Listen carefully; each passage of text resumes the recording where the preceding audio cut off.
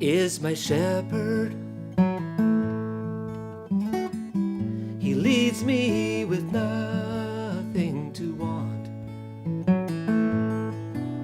and he leads me along with his staff and his rod. He is here to comfort my fears. Though I walk through the valley, I walk with his hand in mine. Thought I passed my last breath in the shadows of death, but I'm still here, safe on the other side. Here with the waters beside, cool in the grasses I lie, here with my Lord, who gently restores. He's the shepherd of life.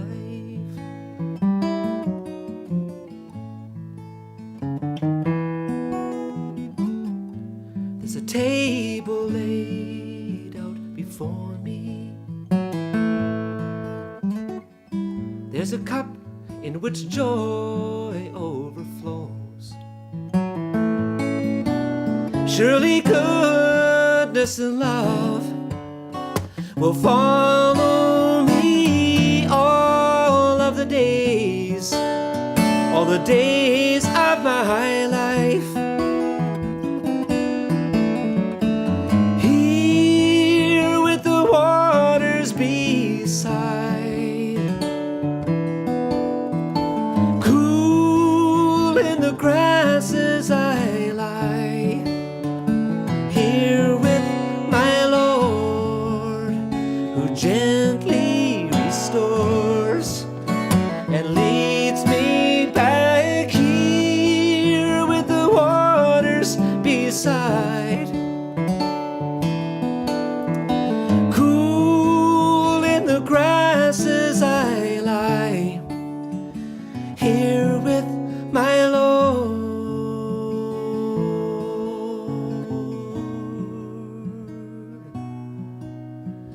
Here with my Lord, who gently restores. He is the shepherd of life.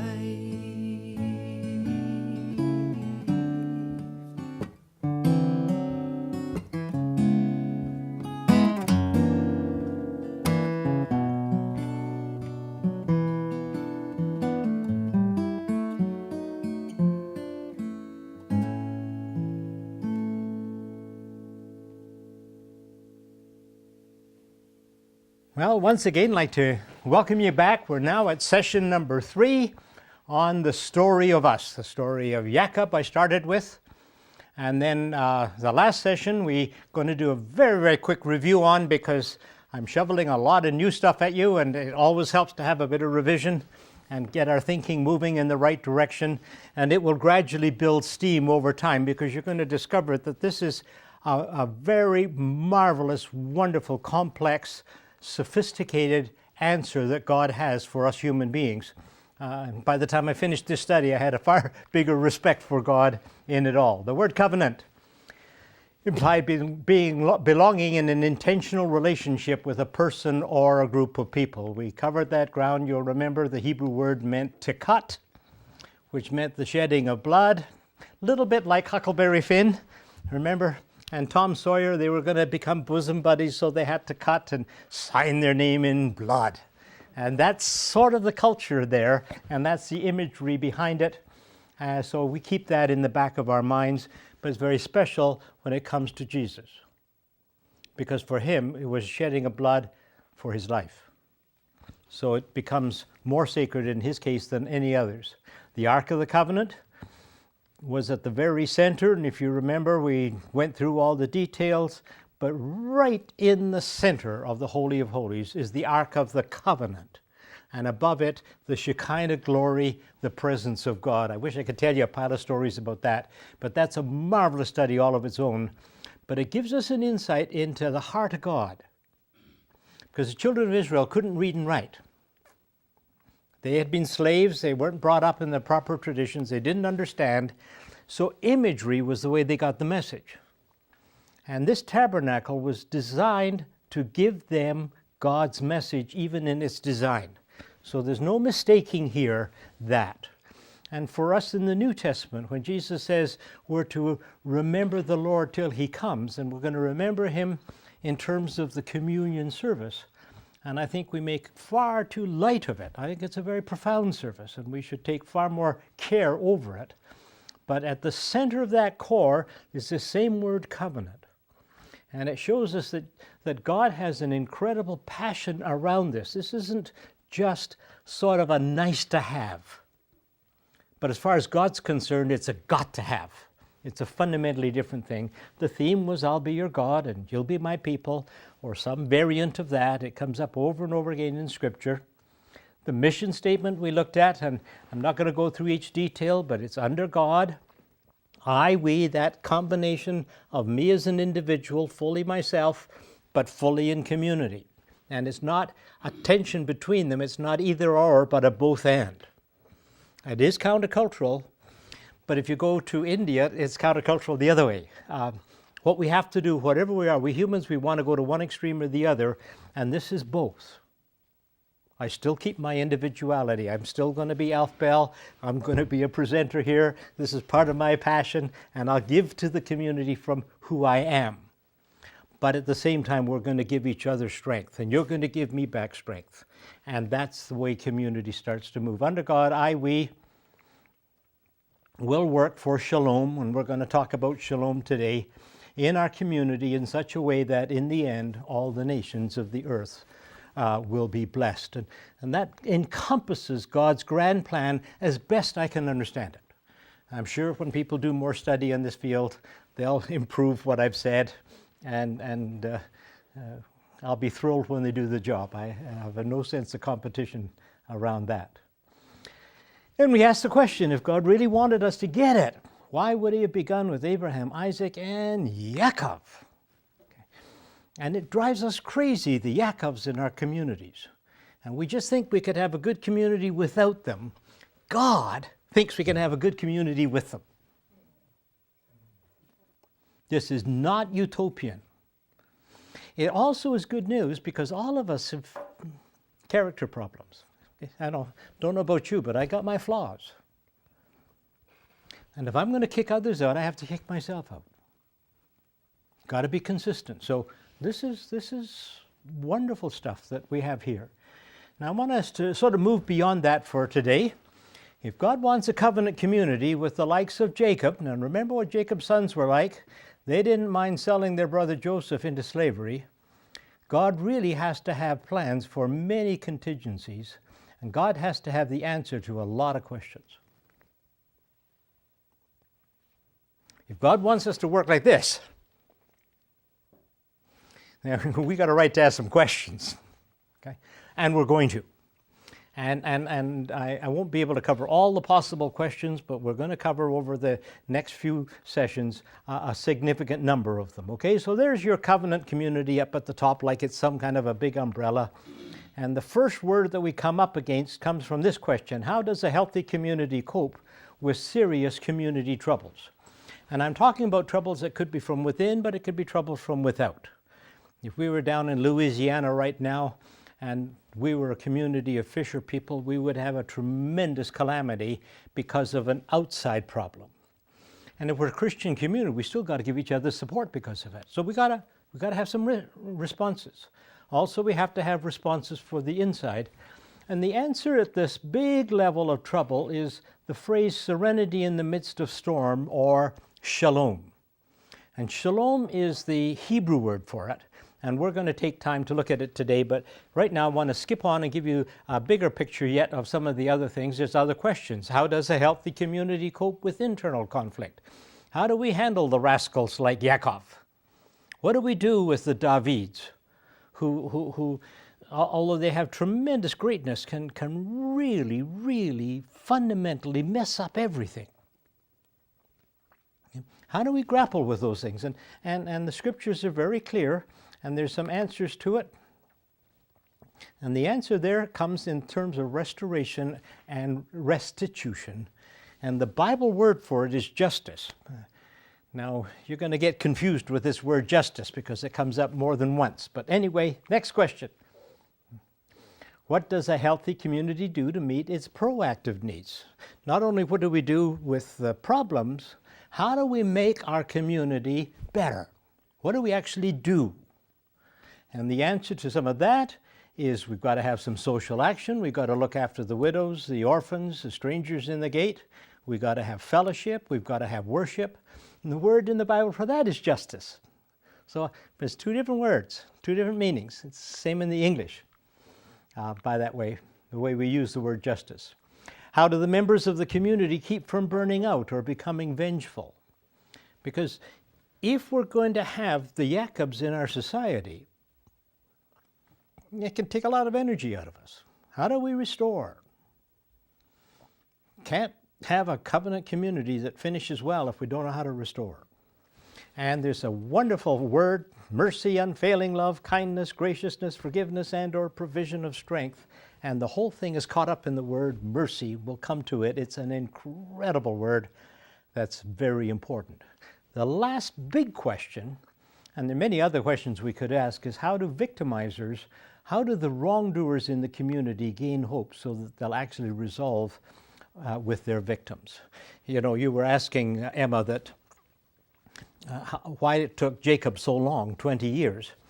After working for years in the prison, my question often is, what about those who never get there? What about those who can't get there for whatever reason? And if we don't do something with them, issues will never get resolved, and the Bible has some answers for that. We're going to come to it in wonderful ways, and it's praying for the victimizers' integrity and willingness to face correction and reconciliation, and all of that is caught up in this very special word, blessing. We're going to come up against that.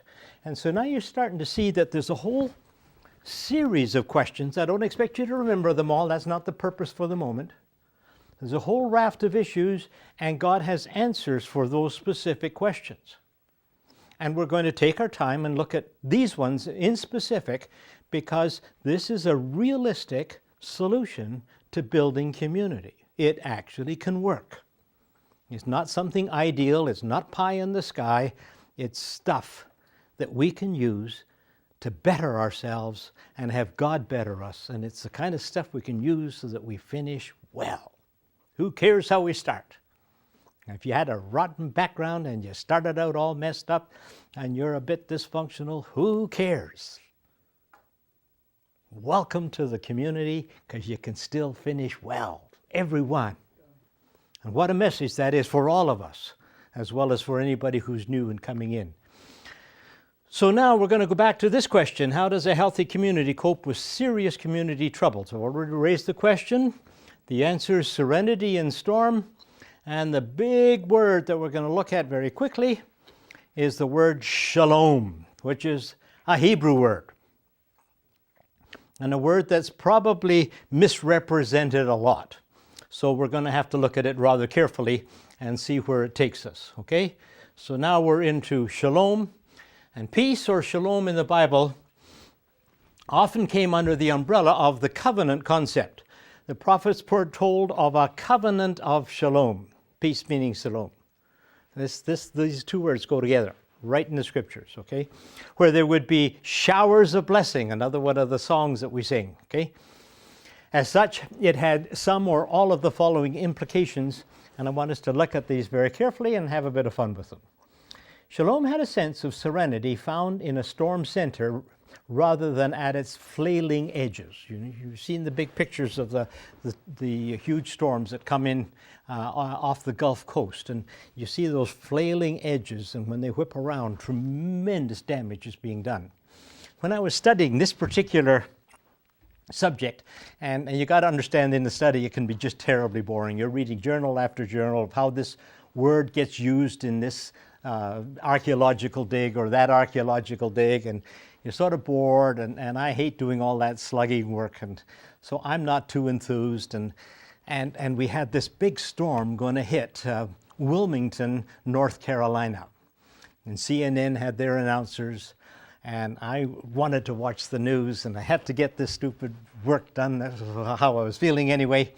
And I finally compromised and said to myself, I'm going to work 55 minutes every hour studying the stuff, and then 5 minutes I'm going to turn on CNN. And I'm going to keep up to date with the news. So I'm studying the theory of shalom. And it's coming up with some of these ideas exactly like this one. And the storm is hitting Wilmington.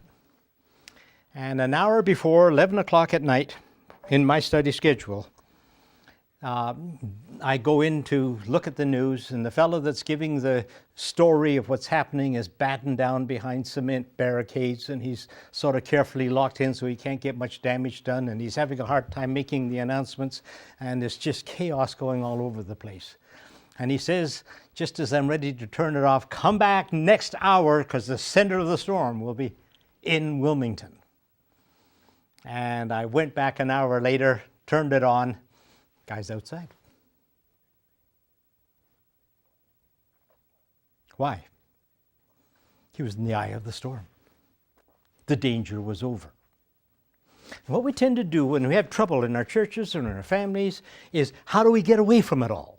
We're like Jacob, we want to run. And instead of running into the center where it's quiet, we try to run outside, but as we further run out, the more we get whipped by the flailing edges of a huge, massive storm. And so we have some struggles. And so this is serenity in the midst of storm. I can remember one time when I was at Edmonton Maximum Security, and I was a chaplain there, got a phone call from the warden. The inmates have control of the gym. There's a couple of staff members in another room behind that they have some kind of control over, but they haven't used the word hostage yet. Would you be willing to go in and try to talk the inmates down? And I said, sure. He said, well, you know it's dangerous. I said, yeah, it's all right. I'm comfortable. Do you want to phone your wife? I said, oh no, she'll worry sick. I'll tell her afterwards. And when I got down to the gym, and there's a glass window, you can see inside, and right in the middle of the room, there's about 7 key leaders. They're standing there just as calm and as quiet as all get out. And the rest of the inmates, the muscle boys, are walking the edge with anger and with speed. And it's just round and round and round and round. And I knew one thing. I'm going to say a prayer, so God will look after me. I had one job to do. I got to get to the center. And I finally took a big gulp of air. I opened the door and I walked through that group like I knew what I was doing. And I wanted to get where it was quiet. And it worked. When I got to the center, we could talk. It took us about 5 hours. But then the fellows that were the brains of the group said to the rest of them, you can go back to your cells now. It's the same thing, it's storm. And in the center of storm is serenity. It's just interesting that this human group actually formed the same circle like an actual physical storm going in the same direction. Just, I don't know what that's all about. But it's an important concept. Shalom had the sense of health and wholeness within the intentional community of covenanters. I've had a tremendous amount of time going to churches that have had troubles. And that's been my job for the last little while. In fact, most of my calling in my life has been dealing with human problems. That's what God's asked me to do. And I'm comfortable with it. But as I go to the churches, very often, as soon as there comes trouble, you start to realize this community underneath isn't healthy. They start to go to pieces. Now, we've got to develop a spiritual sense of health that helps us grapple with storm. As part of shalom. But because we English people don't listen to shalom, not part of our vocabulary, we miss some wonderful stuff. Okay, shalom in its covenant concept was gift not for individuals, but for intentional communities where each could extend to the other the gift of serenity. I can never get, according to my understanding of the word, this shalom for community. I can't have it for myself. I can't just walk out on my own, go to my office, do my own thing, and get it. This only comes in community. And so when things start to go wrong in my community, I might get nervous and I might get jittery. But if the whole bunch of us pull together, a quiet comes. And we grapple with things. And it's vastly different. And we give each other serenity. But you can't have this kind of shalom all on your own. Very interesting. To be in the shalom mode, the community needs to be committed to resolve interpersonal difficulties. We cannot try to run away from our troubles. Jacob, for all he was worth, tried to run. It just took him 20 years to learn it didn't work. We can save ourselves 20 years of agony. Start off this week saying, hey, just the norm. Okay? And that's the way it's going to be. And we're here to resolve personal difficulties. We're going to come to that back in a minute so you see it. Everyone in the Shalom community were by definition peace officers, but they were armed only with the offer of reconciliation and restitution. When I became a chaplain, first thing I had to do was swear allegiance to the Queen. And they made me technically a peace officer. I had the right to arrest people. I had all sorts of other things. I had authority. Okay? And I was somebody special. Not in the Hebrew society. Everybody's a peace officer. We're all responsible for the shalom of our community, young and old. And they don't give us a gun, and they don't give us uniforms like they do the police or the guards. We've got to do it just as human beings. And we're going to learn how in a bit of time, okay? Serenity also implied a sense of pervasiveness that spread shalom to those next to, but outside of the covenant circle. It's a very, very interesting concept. If I have coffee in this cup, and I put this cup on the tablecloth is totally safe. It does not get wet, right? But if I had a coffee cup made with peat moss, what would happen? It would spill all over. Well, shalom is peat moss. And if we get shalom, and we finally discover it here, the people around us start to get it too. That's the concept behind it. It's very, very powerful. And it happens naturally. It's just built in to God's system here. And I want to look at these again, providing just a hint of biblical justification for each. I'm not here to try to make my whole theological thesis and go through everything, but you're going to sit there and say, well, how does he know that's right? And how does he know? So we'll just do a quick review of each and just a hint. Shalom has the sense of serenity that I talked about in the center rather than as its flailing edges. And the great story to understand shalom is when Jesus was born.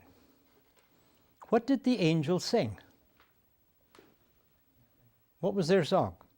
Glory to God in the highest. And? Peace on earth. Goodwill to men. And what he didn't say, they didn't say peace. These were Jewish angels. They said shalom. Now, we think of peace as peace and quiet. And we know that there's no peace and quiet in the world.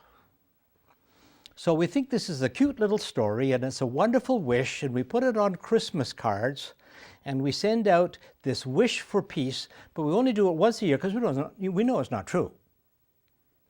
And then we put away our Christmas cards for another whole 364 days and go back and send out this naive little wish, unless we understand what it is. The angels didn't say peace and quiet. They said serenity in the midst of storm. And look at what happened with Jesus, okay? He was born to fight God's battle with Satan. He didn't come down here for a nice little holiday. Jesus was coming to confront and to struggle. He was going to take the Pharisees on. He was going to take on the religious. He was going to be countercultural, whether we liked it or not. Okay, it was just part of it. He was coming to die a death as part of that battle. Horrible time. Okay, how can you talk of, he had shalom, serenity in the midst of the storm. He could do it with grace and dignity. And he did it well, and he finished well. Jesus was being thrust into the center of political severe storm.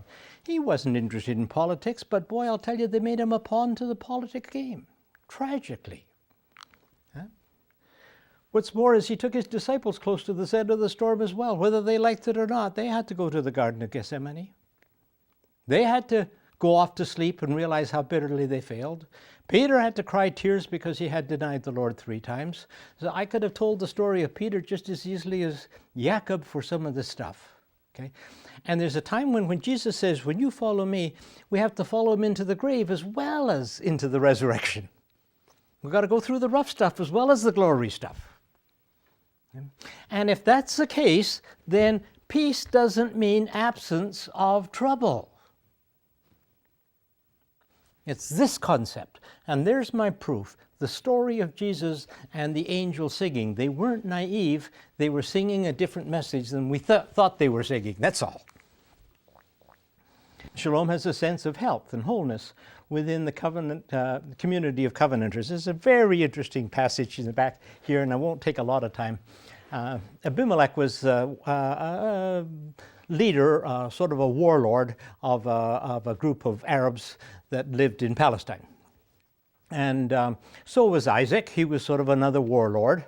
And they always had struggle finding wells. Whenever they found a well, they had big fights and all sorts of issues. And this had gone on between Abimelech and Isaac. But then Abimelech comes to Isaac and says, we want to have a covenant with you. And Isaac comes back and says, why have you come to me since you were hostile to me and sent me away? They answered, we saw clearly that the Lord was with you. Let us make a treaty with you, or covenant is the right word, that you will do us no harm, just as we did not molest you, but always treated you well and sent you away in peace. Now, it wasn't peace without trouble. But you know how the Arabs are and how hot and how easy things can get out of control. It was the same back then. What Abimelech said is, you got off with your hide. Yeah, we had a fight, but it could have been a lot worse. You went away whole. And we're not going to survive without arguments, but we're going to survive the struggles. That's the sense of wholeness here. So when we go into difficult times in our churches, or difficult times in our home, or difficult times on the board, no big deal. We're going to get through it if we've got some wholeness. But it'll be rough for a bit. Get a little more used to it, that's all. Shalom in its covenant concept was not a gift for the individual, but for the community as a whole. And here's the beautiful passage where Aaron is told to give Israel their blessing. And Aaron was the first high priest. And the blessing was to be given to uneducated, undisciplined slaves coming out of Egypt. And I love it. Tell Aaron and his son, says God to Moses, this is how you all are to bless the Israelites. Say to them, and the word here, you, is in the plural, not in the singular. You is a group. Okay? And this is the blessing that was given. The Lord bless you as a group and keep you as a group. Okay? The Lord make his face to shine upon you as a group and be gracious to you as a group. The Lord turn his face toward you as a group and give you as a group shalom. What a blessing.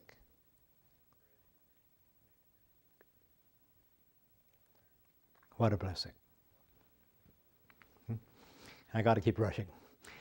Be in the shalom mode, you needed to be committed to resolve interpersonal difficulties. There's a great story in the Old Testament, David's time. David was a warlord in the south before he became king. And what happened is the warlord gave protection to the farmers around, and then at harvest time he would send some of the soldiers and collect some food and be able to feed his soldiers. He got to Nabal's place, and Nabal was drunk and really told the soldiers what to do in the wrong way and got himself in an awful lot of trouble, and his wife Abigail gets word of it.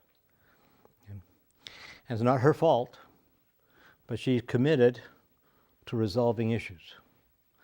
And so what she quickly does is get some stuff ready to take with her, gets on her donkey. When Abigail saw David, look at the body language, she quickly got off her donkey, bowed down before David with her face to the ground, fell at his feet and said, "My Lord, let the blame be on me and me alone. Please let your servant speak to you. Hear what your servant has to say." She was committed to a resolution, and she found it. The problem with Jacob was he spent so much time running. And if he'd run to instead of running away, he'd have finished well a lot sooner and a lot easier. Okay. We've got to be that way. Okay. Everyone in the Shalom community were peace officers, okay? They didn't get guns and uniforms and all of those things. Nathan was the peace officer that had to arrest David when David had committed his sin with Bathsheba, and then had Uriah killed and covered it over with some dirty politics. Nathan said to David, "You are the man. This is what the Lord, the God of Israel, says. I anointed you king over Israel, and I delivered you from the hand of Saul. Why did you despise the word of the Lord by doing what is evil in his eyes? You struck down Uriah the Hittite with the sword and took his wife to be your own. You killed him with the sword of the Ammonites." And so he's now becoming the arresting officer who's laying the charge. And this is the charge that David is being charged with. We're going to come to the story a little later again, but just want you to see Nathan wasn't appointed a peace officer. He was a prophet. But anybody had to be a peace officer. Serenity implied the sense of pervasiveness. I said, like the peat pot. Remember the well-known Christmas passage in Isaiah? I love it so much. He'll be called Wonderful Counselor, Mighty God, Everlasting Father, Prince of Peace, Prince of Shalom. And then look, of the increase of his government and peace, there'll be no end. His government and his peace. So we're going to come to some Grandpa's wisdoms. And you don't have to pay attention to Grandpa's wisdoms, but you may want to really tuck them away. Okay. It's not because I'm that smart. It's actually wisdom from the scriptures. But if I make it sound like I'm preaching at you, everybody gets frightened. So I just call it something a little different. Okay. First, let's stop letting ourselves become shocked when we discover not all Christians in our churches act like they're ideal or mature examples of what life in Christ could be. Let's just give up this naive idea that Christians are supposed to be perfect. We ain't. That clear? I have spent so much time dealing with people who've been so traumatized by hurt in their church. And it wasn't because the hurt was so bad, but because they couldn't believe Christians would do such a thing. Come on! Where were you born? We're sinners. End of story. And if we aren't sinners, shame on us. If every one of us are acting perfectly good, you know what it means? It means in your church, none of the people in your community that are mixed up and need help are coming. You're not reaching them. And as soon as they come in, your church is no longer perfect. And when I was the area minister for a church, and I'd walk into a church, one of the things I wanted to know was how many Jacobs are here? How many people are you trying to reach? I saw that as a plus. And I think I was right. Okay. Let's remember that God picks the Jacobs of the world to be part of his covenant community. And if we're wise, we'll accept God's judgment on the matter, become realistic. God chose them, none of my business, get rid of them.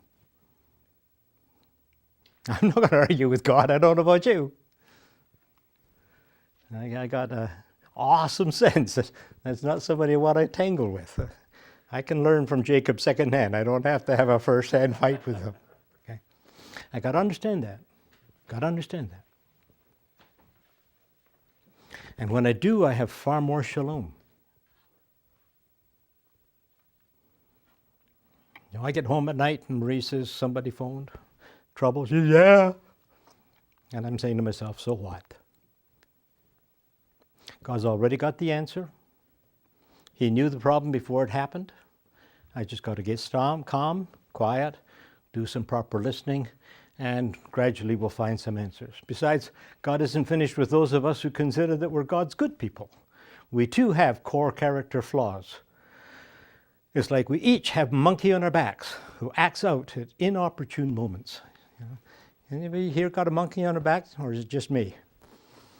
I said to our church, it'd be really nice if we could have a church where we had a big a cage on the outside and said, leave your monkeys here while you come into the service. But you know, the truth of the matter is, if you've got 300 people in your church on Sunday morning, you've got 300 monkeys. And all of them are going to, once in a while, act out at the same day. You shouldn't be scandalized. Just the norm. It's important to understand. Okay? Paul tells us that we still struggle with the old self. Oh, wretched man that I am, who will deliver me from the body of this death? I have some struggles. It's okay. We're going to have a reason why we can say it's okay in the next session. Don't worry about being labeled a hypocritical community. And don't get caught up in that. Just call yourselves a community of forgiven sinners. And if you call yourself a community of forgiven sinners, nobody can call you a hypocrite when they find out you're sinners. It's just when we try to pretend we're perfect, when we try to fool ourselves we're perfect, that we get ourselves in all those traps, okay? If necessary, give out T-shirts in church. I almost thought of doing it here. Be patient. God isn't finished with us yet. Have us all wear that for the day. Okay? I love that. That's the Jacob story. Still hope. Still hope. Okay? Third, remember, God isn't scandalized by sin. He can forgive any sin or any group of sins. What God doesn't want us to do is keep on sinning. Okay? He doesn't care that we've made mistakes, but He does care if we keep on making the same mistakes endlessly. That's sad as well as bad. When I was young, I was so defensive. I had to be the perfect pastor. What a pile of malarkey. I'm not perfect. And I couldn't do good ministry until I said that, not only to myself, but to my congregation. I'm a sinner. Forgiven. I'm a sinner. That's the definition of who I am. I'm not being a hypocrite when I define it that way. And so I've got hope. Fourth, big remembering, coming back again. Okay? Remember, this Lord is slow to anger, abounding in love, forgiving sin and rebellion. You know, when I think about my own self, when I think about what goes on inside of me, I sometimes have a record that says, there you go, Bal, you're just nothing but a no good. And it's the voice of Satan, not the voice of God. Now, I don't get me wrong, I am no good, so we've defined that already. I'm a sinner. But the truth is, I'm a forgiven sinner. And we're going to come to a tremendous passage in the next section. It's one of the most precious passages in all the Scripture for me. I wish it was a passage that every person had to memorize when they're kids. And it's a marvelous passage. But God's in the business of forgiving and cleansing and correcting so that in the end we finish well. And when I finish well and I go up to glory and God and I sing the glory songs, it isn't because I was perfect that I got there. Because I was forgiven. what a glory it is. What a hope it is. And I can function long as I don't get caught playing traps and pretending what I ain't. And so can you. And we have a wonderful message from Scripture. This is the stuff that can renew a church. This is the stuff that can renew our souls. And when I'm feeling weak and we're in community, you can give me some of your strength, and you can give me some of yours, and those rascals in the jail can give me some of theirs. And I can be recharged. And then when I'm recharged, I can give it back. And we become functional community in powerful ways. That's the message that we have to serve.